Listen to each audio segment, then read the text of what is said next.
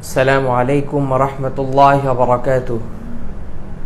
الحمد لله رب العالمين وبه نستعين ونصلي ونسلم على مبعوث رحمة للعالمين بشيرا ونذيرا إلى يوم الدين. أما بعد، أعوذ بالله من الشيطان الرجيم. بسم الله الرحمن الرحيم. ولكل أمة جعلنا منسكا ليذكروا اسم الله على ما رزقهم من بهيمة الأنعام. وقال سبحانه وتعالى أيضا: فصل لربك وانحر. صدق الله العلي العظيم. তারশিদ academy আয়োজিত কুরবানি বিষয়ক ফ্রি লাইভ সেশন অনুষ্ঠানের আজকে আমরা চতুর্থ সেশনে উপনীত হয়েছি। কুরবানিও আমাদের খুবই সন্নিকটে চলে এসেছে, অর্থাৎ আর অল্প কিছুদিন পরেই আমাদের সেই মহান দিন, যেই দিনে আমরা আল্লাহ সুবহানাহু ওয়া তাআলার সন্তুষ্টির জন্য আল্লাহর রাহে বা আল্লাহর রাস্তায় পশু উৎসর্গ করব। তো আমরা বিগত ক্লাসগুলোতে এই বিষয় নিয়ে অত্যন্ত গুরুত্বপূর্ণ অনেক আলোচনা শ্রবণ করেছি এবং উপকৃত হয়েছি। আমরা আজকে একটি গুরুত্বপূর্ণ বিষয় নিয়ে আলোচনা করব, সেটি হলো কুরবানির পশু জবাইয়ের যে শরঈ বিধান, অর্থাৎ কুরবানির পশু জবাই এর ব্যাপারে যে শরঈ উসুল বিধান আছে এ সম্পর্কে, এবং কুরবানি জবাই পশু জবাইয়ের ক্ষেত্রে যে দোয়াগুলো আছে এই দোয়া সম্পর্কে ইনশাআল্লাহ। তো আমি প্রথমে কুরবানির গুরুত্ব ফজিলত সম্পর্কে আমরা জেনেছি। আল্লাহ সুবহানাহু ওয়া তাআলা আমাদের জন্য চতুষ্পদ একটি জন্তুকে জবেহ এর নির্দেশ দিয়েছেন। এ ব্যাপারে আল্লাহ তাআলা কোরআনে বলেন: ওয়ালিকুল্লি উম্মাতিন জাআলনা মানসাকাল লিয়াযকুরু ইসমাল্লাহি আলা মা রাযাকাহুম মিন বাহিমাতিল আনআম। আর আমি প্রত্যেক জাতির জন্য কুরবানির বিধান নির্ধারণ করেছি, যাতে তারা আল্লাহর নাম স্মরণ করবে তার দেওয়া চতুষ্পদ জন্তুর উপরে। সূরা হজ এর 34 নম্বর আয়াতেটি। আবার আল্লাহ সুবহানাহু ওয়া তাআলা যে আমাদেরকে কুরবানি করার জন্য নির্দেশ প্রদান করেছেন, এই বিষয়টি আমরা এর আগে জেনেছি। আল্লাহ তাআলা বলেছেন: ফাসাল্লি লিরাব্বিকা ওয়ানহার। আপনি আপনার রবের জন্য নামাজ পড়ুন এবং কুরবানি করুন। তো এই যে আমরা কুরবানি করব বা পশু জবেহ করব, পশু জবেহ আল্লাহর নামে করার মাধ্যমে যে কুরবানি আদায় হবে, আমরা যে আয়াত দ্বারা জানলাম। এখন এই পশুটিকে আমরা ঠিক কিভাবে জবেহ করব, এই বিষয়টি আজকে আমাদের প্রতিপাদ্য বিষয় বা আমাদের জানার বিষয়। তো কুরবানির পশু জবেহের আলোচনার ক্ষেত্রে আমাদের বেশ কয়েকটি বিষয় জানা বেশ জরুরি। এর মধ্যে একটা হলো যে প্রথম হলো যে কুরবানি পশু জবেহ এর পূর্বে করণীয়, আর তারপরে কুরবানির পশু জবেহ এর সময়ের করণীয়, এবং কোরবানির পশু জবেহ এর পরবর্তী সময়ে করণীয়। এই তিনটি ভাগের আলোচনা আমাদের আজকে। কোরবানির পশু জবেহের পূর্বে করণীয়র এক নাম্বার হলো কোরবানি যে একমাত্র আল্লাহ সুবহানাহু ওয়া তাআলার উদ্দেশ্যে দেওয়া হবে, এই একনিষ্ঠভাবে নিয়তটাকে খালেস করা, সহিহ করা, মানে স্থির করা। এ ব্যাপারে আল্লাহ সুবহানাহু ওয়া তাআলা বলেছেন, সূরা হজ এর ভিতরে এ ব্যাপারে আলোচনা হয়েছে। আল্লাহ সুবহানাহু ওয়া তাআলা বলেছেন যে লা ইয়ানালাল্লাহা লুহুমুহা ওয়ালা দিমাউহা ওয়ালাকিন ইয়ানালুহু তাকওয়া মিনকুম, যে আল্লাহর কাছে তোমাদের কুরবানির পশুর গোশত, রক্ত এগুলো কোনো কিছু পৌঁছায় না, পৌঁছায় তাকওয়া। এটা আমরা বারবার শুনেছি আয়াতটা, অর্থাৎ এটা আত্মিক নিয়তের বিষয়। অন্য আয়াতে আল্লাহ সুবহানাহু ওয়া তাআলা আরো স্পষ্ট করে দিয়েছেন যে আল্লাহ রাসূল সাল্লাল্লাহু আলাইহি ওয়াসাল্লামকে আল্লাহ তাআলা নির্দেশ করছেন যে আপনি এভাবে কুরবানির ব্যাপারে মনস্থ করেন, নিজের নিয়তকে স্থির করেন যে ইন্নী ওয়াজ্জাহতু ওয়াজহিয়া লিল্লাযী ফাতারাস সামাওয়াতি ওয়াল আরদা হানিফা ওয়া মা আনা মিনাল মুশরিকিন লা শারীকা লাহু ওয়া বিযালিকা উমিরতু ওয়া আনা আউয়ালুল মুসলিমিন। এটা একটা যে মুসলিম হিসেবে এবং আল্লাহ তাআলার কাছে নিজেকে প্রথমে সঁপে দেওয়ার পরে আল্লাহ তাআলা বলতে বলেছেন, কুল, আপনি বলুন, ইন্না সালাতি ওয়া নুসুকি ওয়া মাহইয়ায়া ওয়া মামাতি লিল্লাহি রাব্বিল আলামিন, যে আমার নামাজ, আমার কোরবানি, আমার জীবন, আমার মৃত্যু সব বিশ্ব জগৎ সমূহের প্রতিপালক একমাত্র আল্লাহ সুবহানাহু ওয়া তাআলার জন্য।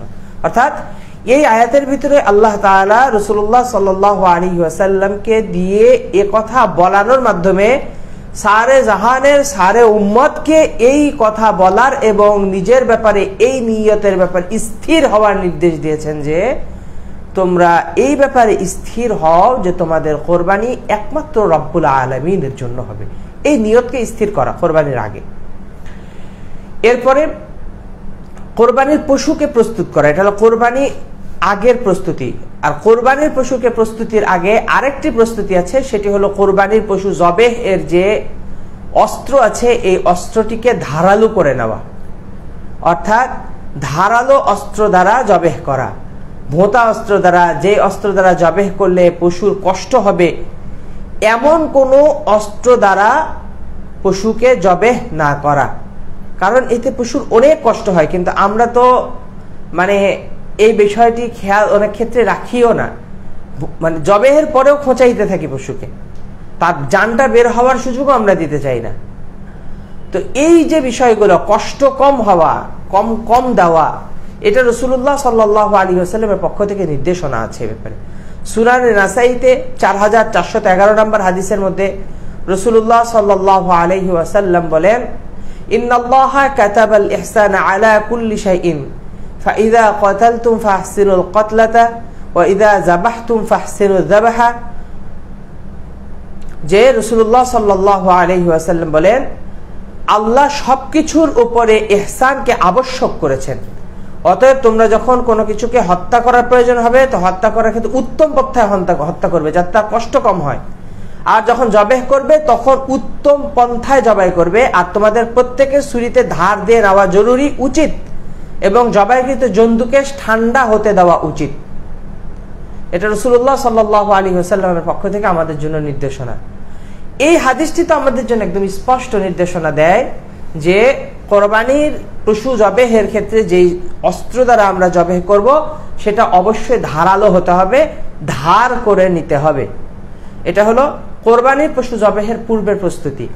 এখন আমরা পূর্বের প্রস্তুতির মধ্যে একটা নতুন জিনিস তৈরি করেছি, সেটি হলো যে আমরা যদি 7 জন কোরবানির পশু জবেহ, মানে 7 জনের পক্ষ থেকে কোরবানি দেওয়া হয়, তো পশুকে শুইয়ে দিয়ে পশুর উপরে 3-4 জন ধরে চেপে ধরে বসে থেকে এবার এই 7টা নাম, বাপ দাদা 14 গোষ্ঠীর নাম সহ পড়া শুরু করি। তো এই যে রাসূলুল্লাহ সাল্লাল্লাহু আলাইহি ওয়াসাল্লাম কষ্ট কম দিতে বললেন, এই বিষয়টি কি ওখানে পালিত হলো? না, হয়নি।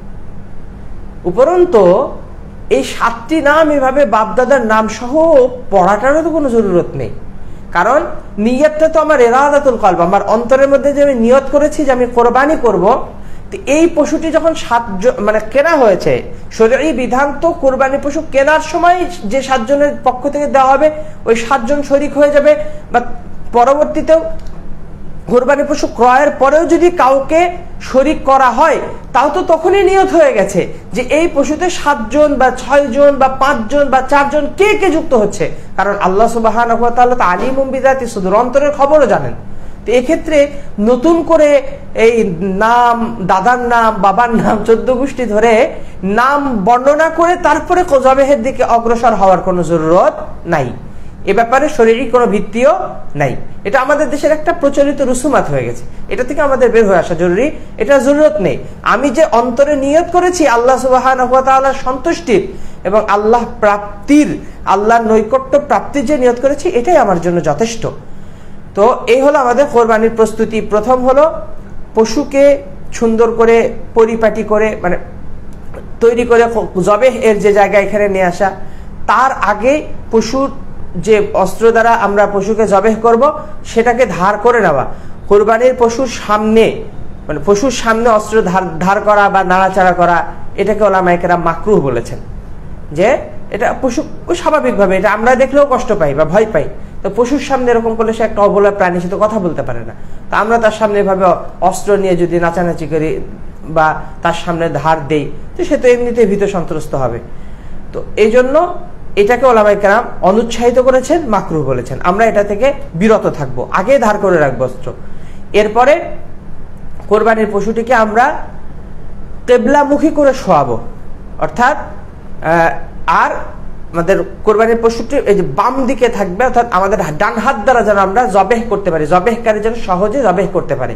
এজন্য ফেলার সময় আমরা আরেকটা বিষয় করি, একদম হয়রান হয়ে যাই পশুকে ফেলার জন্য, লেজ ধরে টানাটানি করি, রশি ধরে এমন ভাবে টানাটানি করি যে গলায় অনেক সময় ফাঁস লেগে যায়, পায়ে আঘাত লাগে। আল্লাহর রাহে একটা প্রাণীকে আপনি জবেহ করছেন, এটাকে এইভাবে কষ্ট দেওয়ার তো কোনো কারণ হয় না, কারণ এটা তো আল্লাহর রাস্তায় যাচ্ছে, সে তো কোনো অপরাধ করেনি, তাহলে তাকে কিভাবে কেন এইভাবে ফেলতে হবে কেন? একটু দরদ দিয়ে, একটু মায়া দিয়ে তারপরে পশুটাকে ফেলি, আস্তে করে যতটুকু সম্ভব সতর্কতার সাথে পশুটাকে ফেলার চেষ্টা করি, যাতে করে পশু কষ্ট না পায়, কষ্ট কম পায়। এই বিষয়টা আমাদের লক্ষ্য রাখা খুবই জরুরি। এরপরে পশুটিকে আমরা উত্তর দক্ষিণ করে শুইয়ে দেব, অর্থাৎ মাথাটা থাকবে দক্ষিণের দিকে আর পা থাকবে উত্তরের দিকে, কিন্তু পশুটিকে কাত করা থাকবে কেবলার দিকে, কেবলার দিকে মুখ করে পশুটিকে শুইয়ে দিতে হবে। এ ব্যাপারে ফিকহের কিতাবগুলোতে গুরুত্বপূর্ণ আলোচনা আছে। আল বাহরুর রায়ক আমাদের ফিকহে হানাফির অত্যন্ত গুরুত্বপূর্ণ একটা কিতাব। এই কিতাবের 8ম খণ্ডের 193 পৃষ্ঠায় ব্যাপারে বলা হয়েছে যে জবাইয়ের সময় পশুকে কিবলামুখী করে শুইয়ে দেওয়াটা মুস্তাহাব। এছাড়াও নুসুস দ্বারা প্রমাণিত, রাসূলুল্লাহ সাল্লাল্লাহু আলাইহি ওয়াসাল্লাম কিবলামুখী করে শুইয়ে পা দিয়ে চেপে ধরে এরপরে জবাহ করতেন, এ ব্যাপারে হাদিস এসেছে। তো এজন্য জবিহা যে প্রাণীটা, এই জবিহাকে কিবলামুখী করে শুইয়ে দেওয়া এবং উত্তর দক্ষিণ করে রেখে কিবলামুখী শুইয়ে ফেলে তারপরে জবাহ করা। আর এই যে জবাহ এর জন্য ফেলে দিলাম, এরপরে আর দেরি না করা। জবাহের জন্য যখন আমি পশুটাকে ফেলে দিছি তখন আর দেরি না করা। তাহলে আমার প্রস্তুতি হলো পশুকে নিয়ে আসা, নিয়ত ঠিক করা, পশুকে নিয়ে আসা, পশু জবাহ এর যে অস্ত্র, সে অস্ত্রকে ধারালো করে প্রস্তুত করে রাখা, এরপরে পশুটিকে কিবলামুখী করে যতটুকু সহনীয়তা আন্তরিকতার সাথে মুহাব্বতের সাথে ফেলা যায় সেভাবে পশুটিকে জবাহ এর জন্য প্রস্তুত করা, এরপরে সেটিকে ধরা এবং কন্ট্রোলটি ভালো করে ধরা। আমরা অনেকে মানে জবাহ এর সময় অনেক সময় খুব পেরেশানির সম্মুখীন হই যে অনেকে কন্ট্রোলালি ঠিক মতো ধরেন না, এতে পশুরও কষ্ট হয় আর বারবার পোষাইতে থাকে। ফিকহে হানাফিতে ফুকাহে কেরামগণ এই যে সামনের দিকে পেছন দিকে বারবার যে আমরা পোঁচ দিয়ে কাটা, এই ব্যাপারটাকেও ফুকাহে কেরামগণ মাকরুহ বলেছেন, যে একবারে সামনের দিকে মানে এক পোঁচে কাটা, এই বারবার সামনে পেছনে পৌঁছানো, এটাকে মাকরুহ বলা হয়েছে। এটা থেকেও আমাদেরকে বিরত থাকতে হবে। মানে চামড়া থেকে আমরা প্রথমে এক পোঁচ দেওয়ার পরে তুলে আবার পোঁচ দিব, তাহলে পশুর কষ্ট কম হয়, চামড়া কাটতে সুবিধা হয়। কিন্তু আপনি যদি পচাইতে থাকেন তাহলে এটা পশুকে কষ্ট দিতে থাকে এবং এটা অনেক বেশি কষ্টের তার জন্য। আর এই জবাহ এর সময় রাসূলুল্লাহ সাল্লাল্লাহু আলাইহি ওয়াসাল্লাম একটা দোয়া পাঠ করতেন। এ ব্যাপারে হাদিসের ভিতরে এসেছে রাসূলুল্লাহ সাল্লাল্লাহু আলাইহি ওয়াসাল্লাম যে দোয়াটি পাঠ করতেন, আমি আপনাদেরকে দোয়াটি পাঠ করে শোনাচ্ছি। ইন্নী ওয়াজ্জাহতু ওয়াজহিয়া লিল্লাযী ফাতারাস সামাওয়াতি ওয়াল আরদা হানিফাও ওয়া মা আনা মিনাল মুশরিকিন ইন্না সালাতি ওয়া নুসুকি ওয়া মাহইয়ায়া ওয়া মামাতি লিল্লাহি রাব্বিল আলামিন লা শারীকা লাহু ওয়া বিযালিকা উমিরতু ওয়া আনা আউওয়ালুল মুসলিমিন আল্লাহুম্মা মিনকা ওয়া লাকা বিসমিল্লাহি আল্লাহু আকবার। এটা হলো মাসনুন দোয়া। রাসূলুল্লাহ সাল্লাল্লাহু আলাইহি ওয়াসাল্লাম এই দোয়াটি পাঠ করতেন। এখন জবাহ এর সময়ে খেয়াল রাখার যে বিষয়গুলো, তার মধ্যে এটি হলো দোয়া পাঠ। তো কেউ যদি এই পুরো দোয়াটি না পারে তাহলে সে কি করবে? সে যদি পুরো দোয়া না পারে তাহলে বিসমিল্লাহি আল্লাহু আকবার বলে জবাহ করে দিবে, এটা তার জন্য যথেষ্ট হবে। বিসমিল্লাহি আল্লাহু আকবার বলে জবাহ করলে এটা তার জন্য যথেষ্ট হবে। এ ব্যাপারে ফাতহুল কাদিরের ভিতরে এসেছে যে ফাতহুল কাদিরের 8ম খণ্ডের 143 পৃষ্ঠার মধ্যে এসেছে যে ওয়ায়াকুলু ইনদাজ যাবহি বিসমিল্লাহি আল্লাহু আকবার ওয়া ইযা যাদা দুআ ফাহুয়া হাসানুন। যে যখন সে জবাহ করবে তখন সে বিসমিল্লাহি আল্লাহু আকবার বলবে, যদি সে দোয়াকে বৃদ্ধি করে তাহলে উত্তম, মুস্তাহাব, এটার জন্য আলাদা সওয়াব হবে। তো জবাহ এর ক্ষেত্রে আমাদের খেয়াল রাখার বিষয় হলো কে জবাহ করবে, জবাহ এর ক্ষেত্রে অগ্রাধিকার কার। তো এই ব্যাপারে রাসূলুল্লাহ সাল্লাল্লাহু আলাইহি ওয়াসাল্লামের হাদিস আমরা এর আগেও জেনেছি যে রাসূলুল্লাহ সাল্লাল্লাহু আলাইহি ওয়াসাল্লাম নিজ হাতে জবাহ করতেন, সাহাবায়ে কেরাম রিদওয়ানুল্লাহি আলাইহিম আজমাইন নিজ হাতে জবাহ করতেন। শুধু কি তাই, তারা নিজেরাই পশু পেরে হাঁটু দিয়ে ধরে হাত দিয়ে জবাহ করে দিতেন। এটা ছিল তাদের আমল। তো এই হিসাবে রাসূলুল্লাহ সাল্লাল্লাহু আলাইহি ওয়াসাল্লামের আমল হিসাবে আমাদের সামনে এই বিষয়টি প্রতীয়মান হয় যে নিজের পশু, নিজের যাবিহা অর্থাৎ যেটা নিজে কোরবানি করছি, এটা আল্লাহর রাহে নিজ হাতে জবেহ করাটা বেশি উত্তম এবং এটার সওয়াব বেশি। যদি কেউ অপারগ হয় তাহলে অন্য কাউকে দিয়ে জবেহ করতে পারবে। তো অন্য কাউকে দিয়ে জবেহ করবে যে, এক্ষেত্রে জবেহ করার শর্ত অর্থাৎ জবেহ কে করতে পারবে, অর্থাৎ যে ব্যক্তির উপরে কোরবানি ওয়াজিব সে তো অবশ্যই আকেল বালেগ মুসলিম, তাছাড়া তো তার উপরে কোরবানি ওয়াজিব হয়নি। তো সে তো এমনিতেই জবেহ এর মেজদাক হয়ে আছে, অর্থাৎ সে জবেহ করার হকদার। এখন যদি সে জবেহ করতে না পারে তাহলে তার বিপরীতে তার স্থলাভিষিক্ত হয়ে কারা জবেহ করতে পারবে? এক্ষেত্রে বলা হয়েছে ফিকহের কিতাবগুলোতে এ ব্যাপারে স্পষ্ট বর্ণনা এসেছে যে জবেহ ওই ব্যক্তি করতে পারবে যে মুসলিম। আহলে কিতাবীদের ব্যাপারে বলা হয়েছিল যে যারা আহলে কিতাব ইয়াহুদি নাসারা তারা জবেহ করতে পারবে। তবে এখন ফতোয়া হলো আহলে কিতাবীদের দ্বারা জবেহ করলেও জবেহ হবে না, কারণ এখন যারা আহলে কিতাব আছে এরা আর দ্বীনের উপরে একদমই অবশিষ্ট রয় নাই, সম্পূর্ণভাবে তারা বিকৃত হয়ে গেছে। সুতরাং 1 নম্বর শর্ত থাকে মুসলিম হতে হবে, আকেল বোধমান হতে হবে, বালেগ হতে হবে। মুসলিম আকেল বালেগ ব্যক্তি জবেহ করতে পারবে।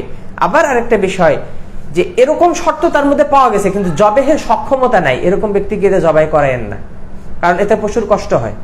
মানে একজন মানুষ জীবনে কোনোদিন জবেহ করে নাই, তাকে জবেহ করানোর পদ্ধতি না শিখে, হ্যাঁ শিখিয়ে যদি দেন তাহলে সমস্যা নেই, কারণ প্রথমে তো একজন মানুষ শিখে সেখান থেকে উঠে আসে। তো প্রথমে যদি শিখিয়ে দেন সেটা ভালো, কিন্তু কোনো ব্যক্তি মানে আগে থেকে শিখে নেয় জোর করে তাকে দিয়ে জবেহ করানো, এটা কোনোভাবে উচিত হবে না, এটা করানো ঠিকও হবে না।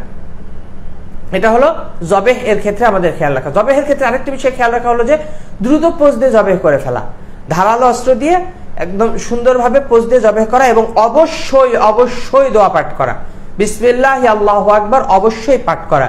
যদি কোনো ব্যক্তি ইচ্ছাকৃতভাবে জবেহ করাকে ক্ষেত্রে বিসমিল্লাহ বলা ছেড়ে দেয় তাহলে ওই পশু বৈধ হবে না, হালাল হবে না, কারণ আল্লাহ সুবহানাহু ওয়া তাআলা বলেছেন ওয়ালা তাকুলু মিম্মা লাম ইউযকার ইসমুল্লাহি আলাইহি, যে তোমরা ওই পশু থেকে ভক্ষণ করবে না যে পশুকে আল্লাহর নামে জবেহ করা হয় নাই। মিম্মা লাম ইউযকার, আল্লাহ তাআলা বলেছেন যে পশুকে আল্লাহর নামে জবেহ করা হয় নাই এই পশু থেকে তোমরা ভক্ষণ করবে না। এই ব্যাপারে ফিকহের আলোচনাগুলো এমন যে ইযা তারাকাত তাসমিয়াতা আমাদান লাম ইয়াহিলিজ যাবিহ, যে যদি কোনো পশু এর ক্ষেত্রে ইচ্ছাকৃতভাবে জবেহ করাকে ছেড়ে দেওয়া হয়, মানে বিসমিল্লাহ বলাকে ছেড়ে দেওয়া হয়, তাহলে তা কোনোভাবেই বৈধ হবে না, খাওয়া বৈধ হবে না। ওয়া ইন তারাকাহা নাসিয়ানান, যে যদি ভুলক্রমে ছেড়ে দেওয়া হয় ফালা বাসা, তাহলে এটা দোষের নয়। আপনি জবেহ করতে গেছেন, আপনার দিলের ভিতরে বিসমিল্লাহ আল্লাহু আকবার উদিত ছিল, কিন্তু আপনি জবেহ করার সময় মুখে উচ্চারণ করতে ভুলে গেছেন। এই মাসআলাটা আমাদের খুব খেয়াল করে বোঝা দরকার, মানে উল্টো বুঝলে আবার মুশকিল।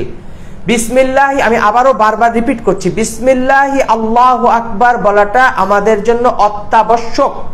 যদি ইচ্ছাকৃতভাবে কোনো পশু জবেহের ক্ষেত্রে বিসমিল্লাহ আল্লাহু আকবার বলাটা ছেড়ে দেওয়া হয় তাহলে ওই পশু বৈধ হবে না, ওই কুরবানি বৈধ হবে না, ওই পশুর গোশত খাওয়াও বৈধ হবে না, হারাম হবে।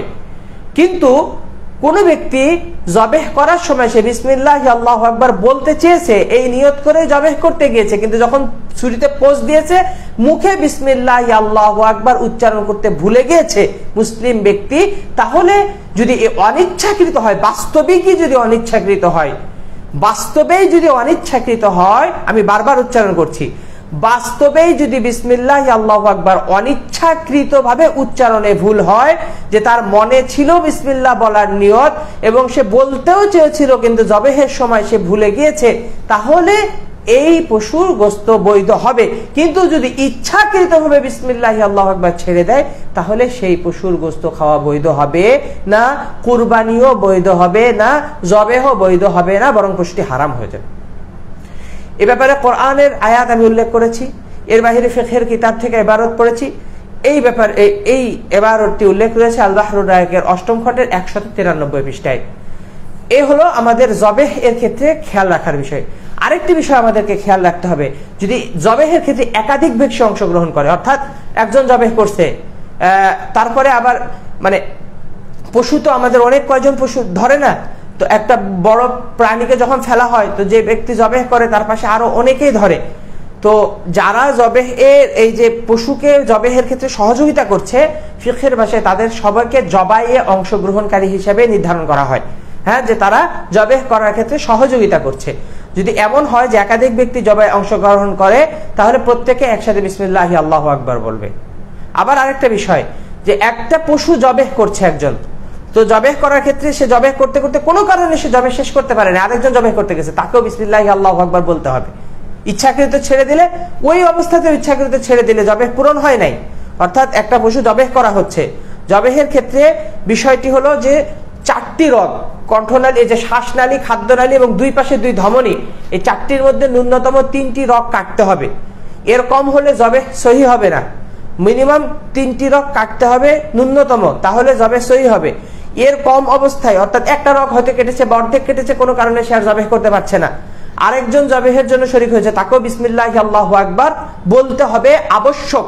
এ ব্যাপারে আদ-দুরুল মুখতারের 6ষ্ঠ খণ্ডের 299 পৃষ্ঠার মধ্যে বলা হয়েছে, ইযাশতারাকাল ইসনানি ফি যাবহি ফালা বুদ্দা আন ইউসাম্মিয়া কুল্লাম মিনহুমা, যে যদি দুজন মিলে জবাই করে তবে উভয়কেই বিসমিল্লাহি আল্লাহু আকবার বলাটা আবশ্যক।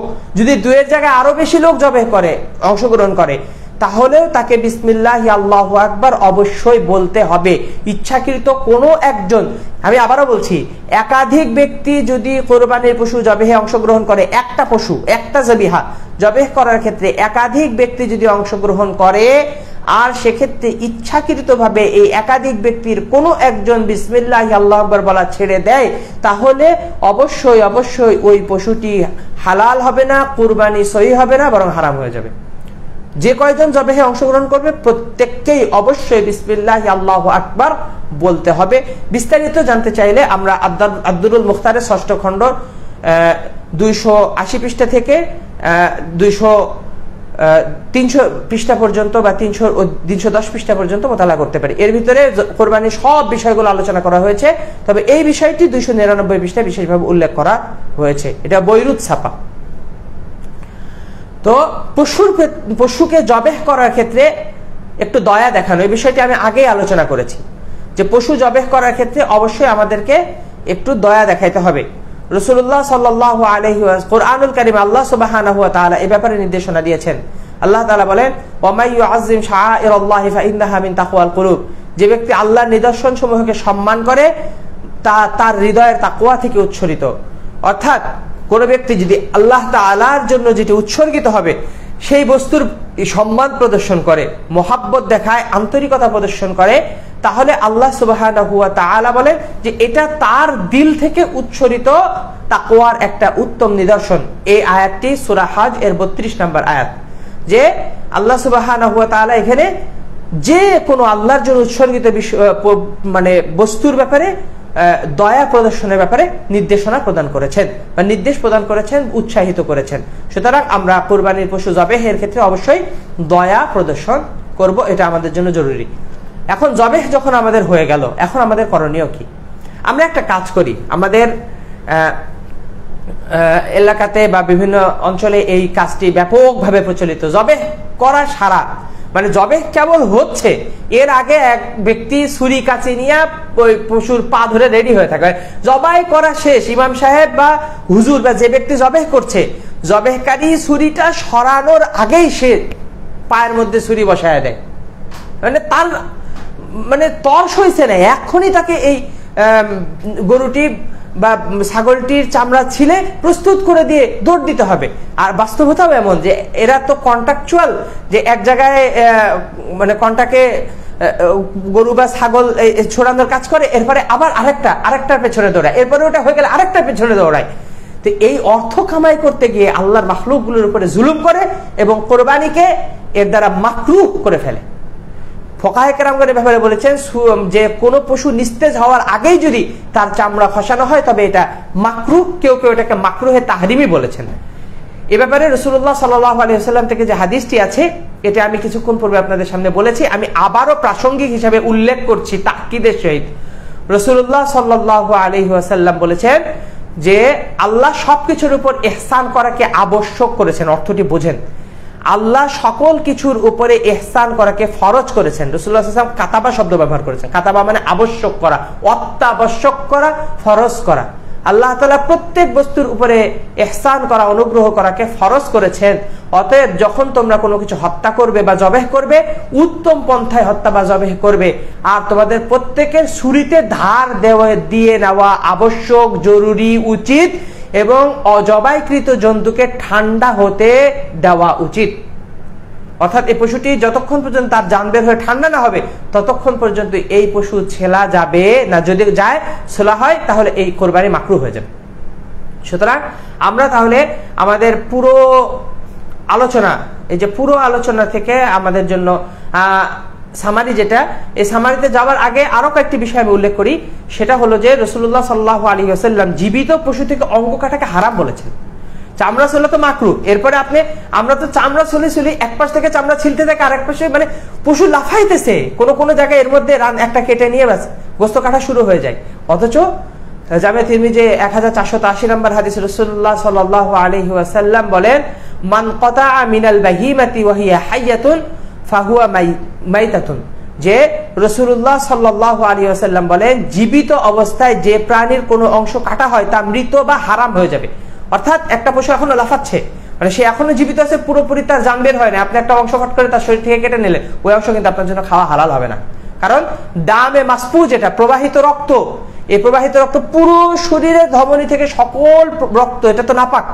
দামে মাসফু তো নাপাক, কারণ আল্লাহ সুবহানাহু ওয়া তাআলা কোরআনে বলেছেন না যে আউ দামা মাসফুহান আউ লাহমা খিনজিরিন ফাইন্নাহু রিজসুন আউ ফিসকান। যে আল্লাহ সুবহানাহু ওয়া তাআলা বলেছেন যে বস্তু খাওয়া হারাম, তার মধ্যে দামে মাসফুহ একটা। তো আপনি যখন একটা অঙ্গ কেটে নিলেন, তো ওখান থেকে যে প্রবাহিত রক্ত, এটা ধাবমান যে প্রবাহিত রক্ত, এটা একটা নির্দিষ্ট ধারায় প্রবাহিত হয়। আপনি যদি মাঝখান থেকে কর্তন করে, যেমন নদী শাসন করলে নদী ভেঙে অন্যদিকে দৌড় দেয়, ঠিক তেমনই ভাবে কোনো অঙ্গ জীবিত অবস্থায় কেটে ফেললে ওখানে রক্ত জমাট বেঁধে যায়, ওই প্রবাহিত রক্ত বের হওয়ার সুযোগ পায় না। কারণ সেন্ট্রালি তাকে এই ব্যাপারে নোটিস করার মতো কোনো সুযোগ আর থাকে না। সুতরাং ওই অংশটুকু হারাম, কিন্তু এই ব্যাপারে আমাদেরকে সতর্ক থাকতে হবে। তো এরপরে আমাদের যখন জবেহ করা হয়ে যাবে, তখন আমরা যে দোয়াটি পড়বো, রাসূলুল্লাহ সাল্লাল্লাহু আলাইহি ওয়াসাল্লাম এই দোয়াটি পড়তেন, আল্লাহুম্মা তাকাব্বাল মিন্নি। অর্থাৎ মিন্নি মানে আমার পক্ষ থেকে। মিন্নির জায়গায় যার পক্ষ থেকে কুরবানি করা হচ্ছে তার নামটি বলা হবে। যে ধরুন, আল্লাহুম্মা তাকাব্বাল মিন আব্দুল্লাহ, আল্লাহুম্মা মিন আব্দুল্লাহ, আল্লাহুম্মা তাকাব্বাল মিন আব্দুর রহমান, মিন আব্দুর রহিম, মিন উবাইদিল্লাহ, মিন সুলতান। মানে যার নাম হবে তার পক্ষ থেকে কোরবানির এই দোয়ার শেষে আল্লাহুম্মা তাকাব্বাল মিন, মানে তার নাম বলতে হবে। এরপরে আল্লাহুম্মা, আমি পুরো দোয়াটি বলছি, রাসূলুল্লাহ সাল্লাল্লাহু আলাইহি ওয়াসাল্লাম যেভাবে বলতেন, আল্লাহুম্মা তাকাব্বাল মিন্নি কামা তাকাব্বালতা মিন হাবিবিকা ওয়া খলিলিকা ইব্রাহিম আলাইহিস সালাতু ওয়াস সালাম।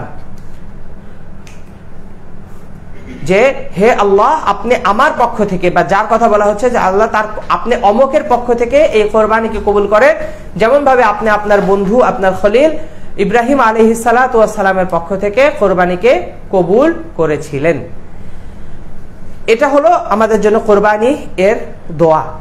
আরেকটি বিষয় প্রাসঙ্গিক, সেটি হলো যে কোরবানির একটি পশুর সামনে আরেকটি পশুকে জবেহ করা মাকরুহ। এ ব্যাপারে বাদাইউস সানায়ে এর ৫ম খণ্ডের ৮০ নম্বর পৃষ্ঠায় উল্লেখ রয়েছে যে এক পশুর সামনে অন্য পশু জবেহ করা মাকরুহ। ওয়ায়ুকরাহু যাবহুল বাহিমাতি বিহাদরাতি বাহিমাতিন উখরা। মানে অন্য একটি পশুর উপস্থিতিতে তার সামনে আরেকটি পশুকে জবেহ করাটা মাকরুহ। আমরা অনেক সময় এটা করি।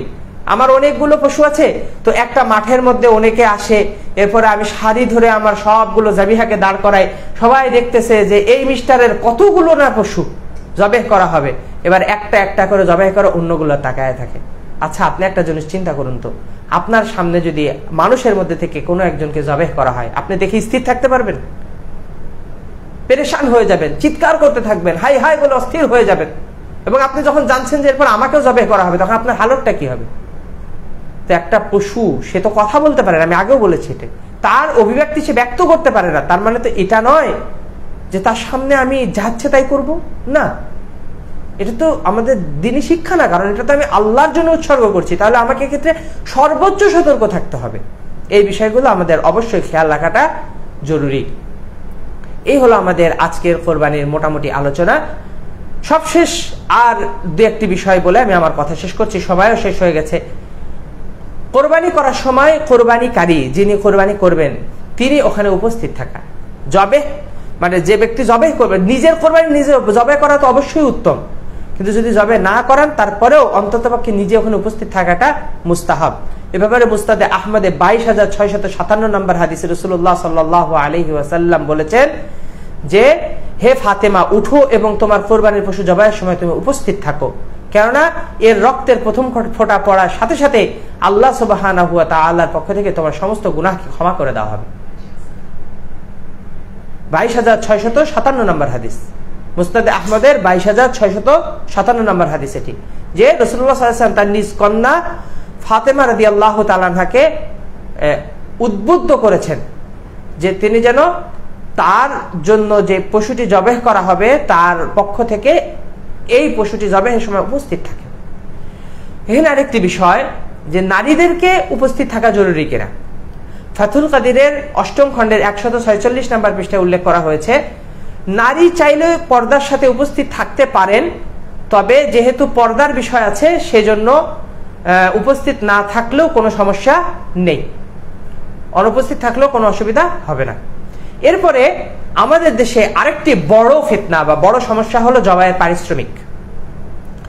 জবেহকারী যখন জবেহ করেন এরপরে তাকে আমরা জবেহের পারিশ্রমিক দেই, আবার যে ব্যক্তি আমাদের এই জবেহকৃত মানে পশুটি প্রস্তুত করে দেন তাকেও আমরা পারিশ্রমিক দেই। এক্ষেত্রে অনেকে কি করেন, জবাইকারীকে বলেন কিছু টাকা দেন অনেক সময়, আবার অনেক সময় টাকা না দিয়ে বলেন হুজুর কিছুক্ষণ পরে এসে দেখা করে যান, এবার দেখা করতে আসলে 1 কেজি গোশত ধরায় দেন। আবার যে ব্যক্তি এই যে বাড়িতে কাজ করে মানে গৃহকর্মী সারা বছর কাজ করে তাকেও আমরা অনেক সময় ঈদের দিনে পারিশ্রমিকের নিয়তে গোশত দিয়ে দিই। এগুলো আমাদের এলিট শ্রেণী যারা মানে ধনাঢ্য শ্রেণী তাদের মধ্যে এই চলটা অনেক বেশি। আবার যারা এই পশু জবেহ করার পরে গোশত কেটে দেয় কষায় তাদেরকেও আমরা অনেক সময় পারিশ্রমিক হিসাবে একটা পরিমাণ গোশত দিয়ে দিই। অনেক সচেতন আলোচনার মাধ্যমে ইদানিং এটা অনেকটা কমে এসেছে, তবে এটা একেবারে বন্ধ হয়ে গেছে ব্যাপারটা এমন নয়। তো এক্ষেত্রে কোরবানি পশু জবেহ করার মাধ্যমে কোরবানির পশু মানে ছাড়িয়ে দেওয়ার জন্য গোশত কেটে প্রস্তুত করে দেওয়ার জন্য পারিশ্রমিক নেওয়া জায়েজ, তবে কোরবানিকৃত পশুর কোনো অংশ দ্বারা দেওয়া জায়েজ নেই। যদি দেওয়া হয় তাহলে কোরবানি বাতিল হয়ে যাবে।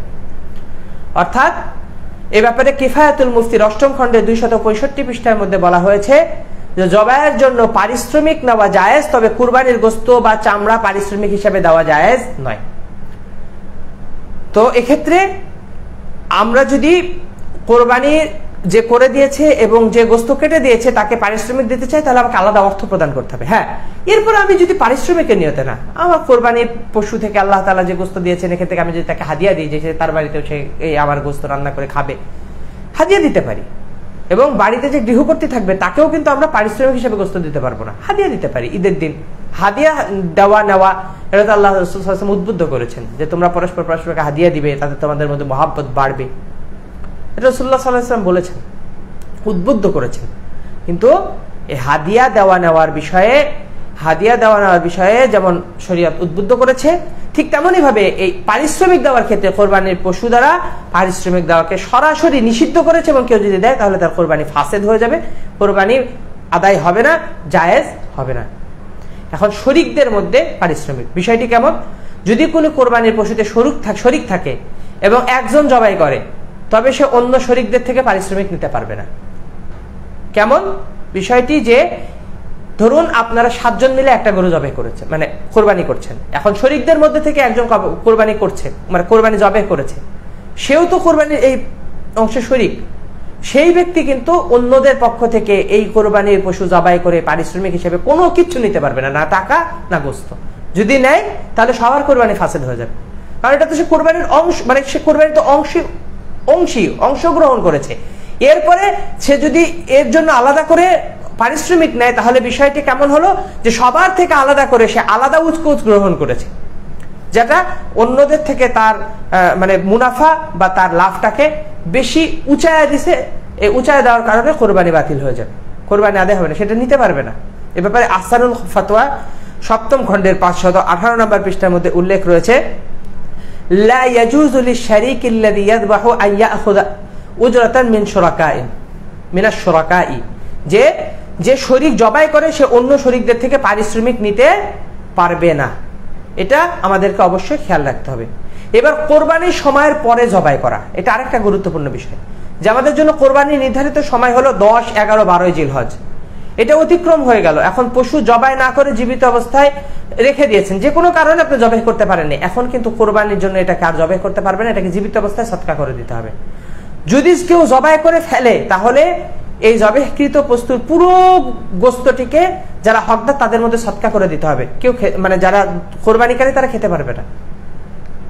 মানে কোরবানির যে 3 দিন সময়, আমি আবারও রিপিট করছি, কোরবানির জন্য নির্ধারিত যে 3 দিন সময়, এই 3 দিন সময় অতিবাহিত হওয়ার পরে যদি কোনো ব্যক্তি জবেহ করে, ওই কোরবানির সময়ের মধ্যে যদি তার জবিহা জবেহ করতে না পারে, তাহলে ওই গোস্ত তার খাওয়া বৈধ নয়, এটা সদকা করে দিতে হবে যারা হকদার তাদের মধ্যে।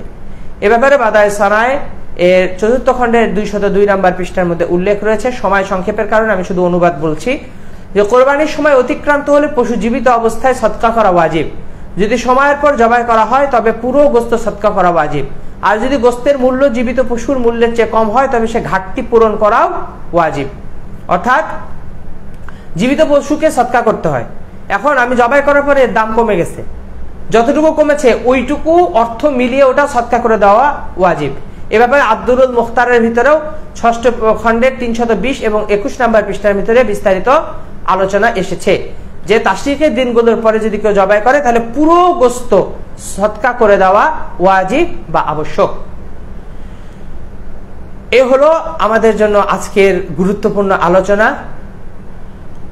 আমরা পুরো আলোচনা থেকে যে বিষয়টি বুঝলাম সেটি হলো, আমাদের প্রথমে কোরবানির করার ক্ষেত্রে নিয়তের বিশুদ্ধতা জরুরি। এরপরে কোরবানি করার ক্ষেত্রে পশুকে কম কষ্ট দিয়ে শুইয়ে দিতে হবে কিবলামুখী করে। আল্লাহর নামে জবেহ করতে হবে, জবেহকারী অবশ্যই মুসলিম আকিল বালেগ হতে হবে। জবেহের সময় বিসমিল্লাহ বলা জরুরি, ইচ্ছাকৃতভাবে ছেড়ে দিলে জবেহ ফাসেদ হয়ে যাবে। এরপরে এরপরে পশুটিকে ঠান্ডা হওয়া পর্যন্ত সময় দিতে হবে। জবেহ করা অবস্থায় হয়তো 2-3টি রক কেটেছে, এরপরে আমাদের যে ভোঁকচানি দেয়, মানে এটা সাধারণ ভাষা বলেছি, খোঁচা দেওয়া, যেটা আর কি খোঁচা দেয় কসাইরা, এটা বেশি করে, এর দ্বারা পশু মাকরু হয়ে যায়। এটা আমরা ত্যাগ করব, অবশ্যই আমাদেরকে এটা পরিহার করতে হবে। জবেহটা যথাযথভাবে করার চেষ্টা করতে হবে। অস্ত্র ধারালো হতে হবে, অন্য পশুর সামনে আমরা জবেহ করব না, ধারালো অস্ত্র দিয়ে জবেহ করব, বারবার পচাবো না, একবার পোষ দিয়ে তুলে আবার পোষ দিয়ে এভাবে জবেহ করব যাতে পশুর কষ্ট না হয়। মানে পশু পুরোপুরি ঠান্ডা না হয়ে যাওয়া পর্যন্ত ওই পশুকে চামড়া ছেলা বা তার গোস্ত কাটবো না। যদি চামড়া ছেলা হয় তাহলে কোরবানি মাকরু হবে, যদি গোস্ত কাটা হয় তাহলে ওই গোস্তের অংশটি হারাম হবে। কোরবানির কোরবানিকারী এবং কোরবানির গোস্ত প্রস্তুতকারী বা যে কাউকে কোরবানির বস্তু দ্বারা পারিশ্রমিক দেওয়া যাবে না, আলাদা পারিশ্রমিক দিতে হবে। তবে হ্যাঁ, গোস্ত সদকা হাদিয়া দেওয়া যেতে পারে, হাদিয়া আমরা দিতে পারবো। কোরবানি করার সময় কোরবানিকারী উপস্থিত থাকা মুস্তাহাব। নিজে জবেহ করা সবচাইতে উত্তম। জবেহ নিজে করতে না পারলে যোগ্য ব্যক্তি, যে মুসলিম আকিল বালেগ যারা, তাকে দিয়ে জবেহ করাতে হবে। কোরবানির পারিশ্রমিকের ক্ষেত্রে শরিকানা কোরবানি, যাদের শরিকদের মধ্যে থেকে কেউ জবেহ করলে সে কোনোভাবেই কোরবানির পারিশ্রমিক গ্রহণ করতে পারবে না। এবং কোরবানির দিনগুলো পার হয়ে যাওয়ার পরেও যদি কোনো কোরবানির পশু জবেহ করতে না পারে তাহলে সেই পশু সদকা করে দিতে হবে। আর যদি জবেহ করে ফেলে জীবিত সদকা করতে হবে। যদি জীবিত সদকা না করে জবেহ করে ফেলে তাহলে গোস্ত সদকা করতে হবে। জবেহ করার কারণে যদি পশুর মূল্য কমে যায়, গোস্তের দাম জীবিত পশুর তুলনায় যদি কম হয়, তাহলে সেই পরিমাণ ঘাটতি পূরণ করে অর্থ সদকা করাটা ওয়াজিব। এই ছিল আমাদের আজকের পুরো আলোচনা। আল্লাহ সুবহানাহু ওয়া তাআলা আমাদেরকে যথাযথভাবে কোরবানি আদায় করার তৌফিক দান করেন। আগামী পর্বে যুক্ত থাকার আহ্বান রেখে আমি এখানে শেষ করছি। আল্লাহ আপনাদের সকলকে ভালো রাখুন, সুস্থ রাখুন। সকলকে ঈদ উল আযহার মোবারকবাদ। তাকাব্বালাল্লাহু মিন্না ওয়া মিনকুম। আসসালামু আলাইকুম ওয়া রাহমাতুল্লাহি ওয়া বারাকাতুহু।